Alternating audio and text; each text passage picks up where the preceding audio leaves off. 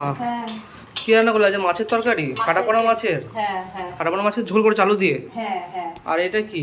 এটা শাক ভাজা, ছেঁচি শাক ভাজা। কি শাক? ছেঁচি শাক।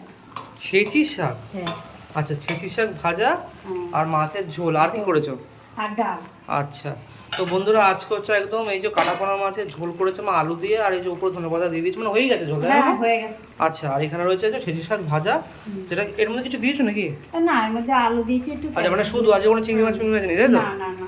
তো বন্ধুরা বেশ ভালোই রান্না বান্না হয়েছে। যাই হোক, এখানে রয়েছে একদম কত সুন্দর শাক ভাজা, আর এখানে একদম কাটাপোনা মাছের একদম ঝোল। আহা, একদম পুরো সেরা স্বাদের বন্ধুরা, সেরা স্বাদের।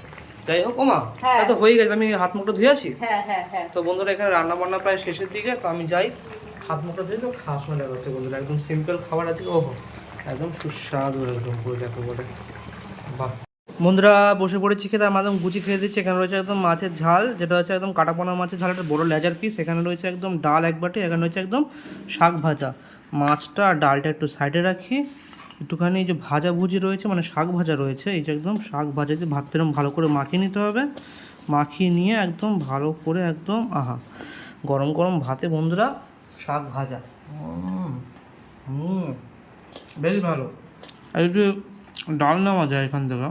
আচ্ছা, জল দিয়ে মাকে এখান থেকে ভাজা নিয়ে আহা কেমন করে খেতে হবে। বেশ ভালো।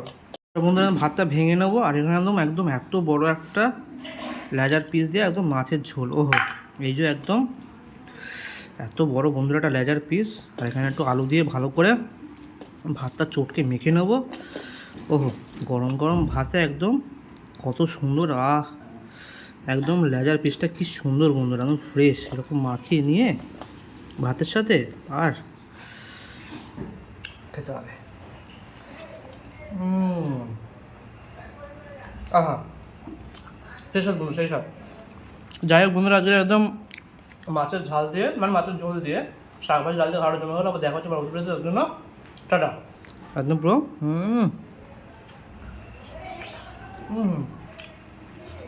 আহা